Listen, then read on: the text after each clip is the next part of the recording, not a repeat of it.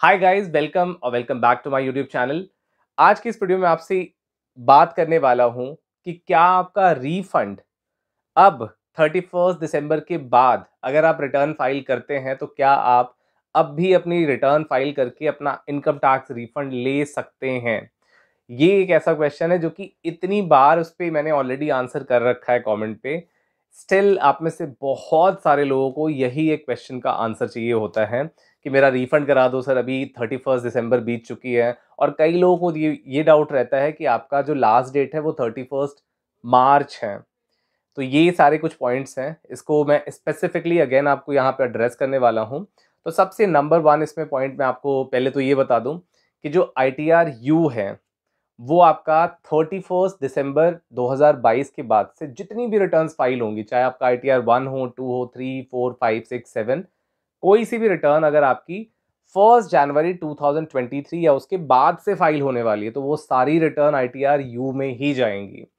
ITR you में अब आपकी कोई भी रिटर्न अगर फाइल होती है तो उसको ITR यू की जो कंडीशंस होती हैं उसको मेट करना होता है। क्या है वो कंडीशंस? चार चीजें आपको ध्यान रखनी है।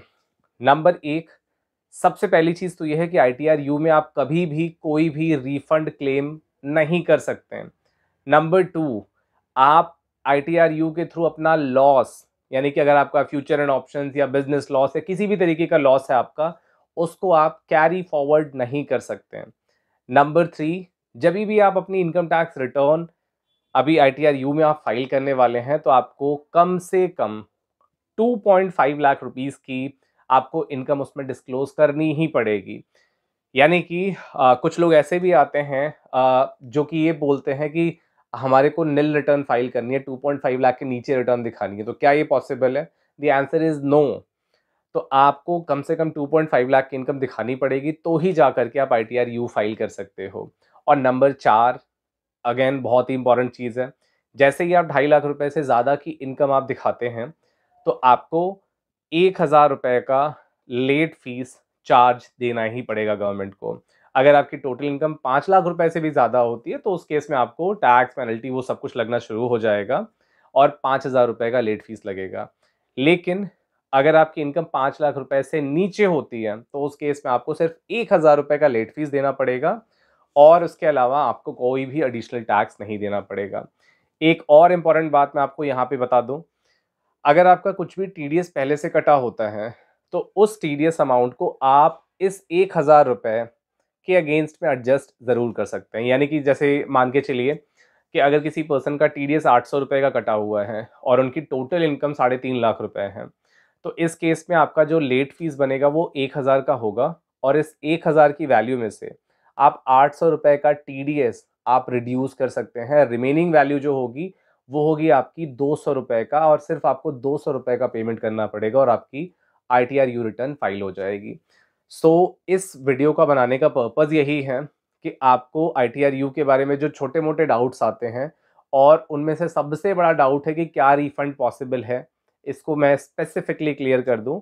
और इसको मैं फिर से ब्रीफ कर देता हूं, इसमें आपका रिफंड अलाउड बिल्कुल भी नहीं होता। आप जैसे ही रिफंड इसमें डाल के रिटर्न जनरेट करना चाहेंगे, पोर्टल पे अपलोड करना चाहेंगे, वहां पे आपको एरर शो कर देगा। तो ये चीज़ है, सिर्फ और सिर्फ गवर्नमेंट के फ़ायदे के लिए बनाई गई ITR यू। और फ़ायदा भी क्या, वो आपको एक तरीके का ऑप्शन दे रहे हैं जिसके थ्रू आपको ड्यू डेट के बाद भी आप रिटर्न फाइल कर सकते हैं। लेकिन ऑब्वियसली क्योंकि गवर्नमेंट आपको ऑप्शन देती है कि आपको एक मौका मिल रहा है रिटर्न लेट फाइल करने का, even after the closing of the last date, उसके बाद भी आप इसको फाइल कर सकते हैं। तो गवर्नमेंट यहाँ पे थोड़े बहुत फीस चार्ज करने वाली है और आपको सारे बेनिफिट से स्ट्रिप ऑफ कर देगी, सारे बेनिफिट्स आपके गायब कर दिए जाएंगे। तो इसमें सिर्फ आपका एक बेनिफिट ये हो सकता है कि आपका कोई केस वगैरह फ्यूचर में नहीं खोलेंगे, बस इतना आपको फ़ायदा है। इसके अलावा आपको ना ही रिफंड मिलेगा, ना ही कोई आपका लॉस कैरी फॉरवर्ड होगा और साथ ही साथ आपको लेट फीस वगैरह पे करना ही पड़ेगा और आपको मिनिमम 2.5 लाख रुपीस की इनकम दिखानी होगी। तो ये वापस से मैं आपको एक सारी पॉइंट्स मैंने फिर से इसमें कवर कर दिए हैं। आई होप कि आपको अब जाके ये क्लियर ज़रूर हो चुका होगा कि ITR यू जो है वो आपको रिफंड देने के लिए नहीं बनाया गया है। इसमें आप रिफंड का ऑप्शन होता ही नहीं है, आप रिफंड इसमें नहीं क्लेम कर सकते। और अगर लॉस है तो लॉस की डेट होती थी 31 जुलाई, अब उसे आप अभी फाइल करके लॉस को भी कैरी ओवर नहीं कर सकते हैं। सो ये कुछ पॉइंट थे जिसके बारे में बहुत सारे कमेंट्स लगातार आ रहे हैं, तो इसके बारे में अगेन मैं आपको क्लैरिफाई कर चुका हूँ।